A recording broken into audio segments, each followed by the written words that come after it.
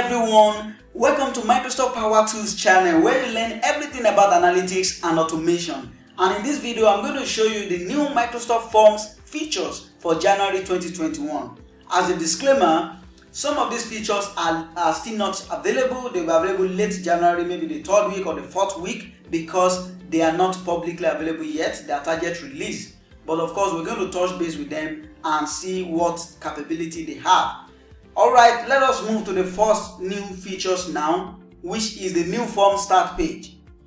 This page I have right now is a new start page. If you know how to use forms since 2020, you will see that things are not like this. The arrangement, the layout, they are not quite like this. Similar but different. So you can see the new form and new quiz as a drop down. Before they were like a card right here. And to work with this, take for example, if I remove any of this, remove list, that doesn't mean I have deleted it. I only remove it from the list of the current forms that I've worked with. You have the pin, you have the share with me. What if you want to further work with your form? You can open this form in browser, or when you come to your all my forms, you will see more other features like open in browser. You want to move the form to another folder, you want to copy the form, or you want to delete. I'm going to delete and you see how it works. Before, the recycle bin is like a basket right here. But now you can see the deleted forms option where you can also retrieve or restore forms that you have deleted. Now it will return back to all forms. I can open it right here. The second feature is immersive reader in forms for anonymous users. Last year in 2020, Microsoft made immersive reader features available, especially for education and students. Let's use the form that I have here with me. When you click on this three dot, you're going to see enable immersive reader. If I click on it, it's going to transform and enable my form so that I can use immersive reader. And how do you know it is active? When you hover on any text, you're going to see the mic, something like a speaker and a book. And when I come to this question and click on it, it's then going to load the page and start reading out. I can have the play button to listen to what is there. How satisfied are you with the current remote working structure? Extremely satisfied. Alright, that sounds cool and awesome. Yes, it is part of the Microsoft Inclusive program because people with special needs should also have access and have variety of options to relate with Microsoft and interact with Microsoft services. The third one here is text formatting in forms. Yes, you hear it right. This is a target release now. It's going to be available late January. But what it means is right now when I'm composing my form, I will be able to format, make it bold, italicize, or underline. And I'm going to show us how that looks like here. So give you the opportunity when you are light, you're going to see bold, italicize, or you even want to underline. And that gives you opportunity to emphasize on a certain point, as you can see here, how satisfied are you with your current working from home arrangement. So working from home is bold, the emphasis is on it. That is a feature that's coming this January and I'm looking forward to that as well.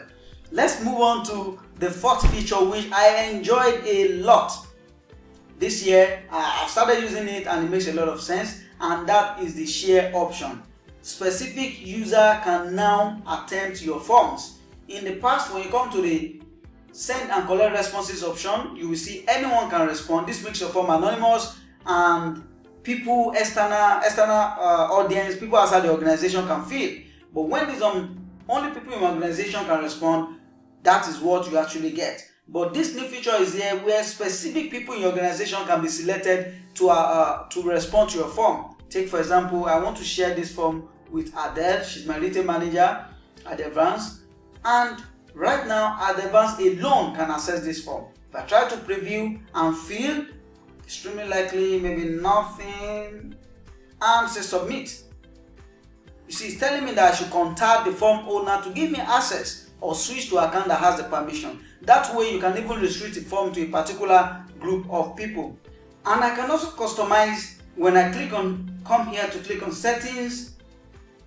It is easier for me to say, okay, I don't want to record the name. Maybe there are 3 people and I want to keep it anonymous. Then I can remove the name. Or if I want to collect the name and restrict the form to 1 response per person, that way they won't be able to fill it more than once. I can click on this checkbox to achieve that. Alright. Now I'm going to go back to share and make sure only people in my organization can respond. That way I myself will be able to also fill this form. The next one I'm going to share with you is the last one for January, which is download or print your form response. In the past, we have the opportunity to switch on it's under settings. When you come here, you see allow receipt of responses after submission. What this button makes possible is when I fill my form and I have something here to paste and I say send me an email receipt of my responses, it only send me a link where I can see what I feel just in this format that I have it here. But that is not enough. The new feature that we have now makes it possible for you to print your responses as a PDF or even save. So I'm going to click on submit here, and you can see this button here, print or get PDF of answers. When I click that button, it's going to put my form in a PDF format, and you can then try to change the margin just to fit in what you want. Change this feature either to print, save to Google Drive, or save as PDF. I'm going to click save as PDF and click on save. That way I can have my responses in PDF format. That looks cool for me, right? As you can see, the only feature that is not generally available now is the edit option, where you can format your text, and that will be available before the end of January. Okay, if you've learned something here, if you get acclimatized to any of these features, please do subscribe to my channel and click on the notification bell. That way you'll be able to get notification anytime I upload a new video. Thank you for your support, and bye for now.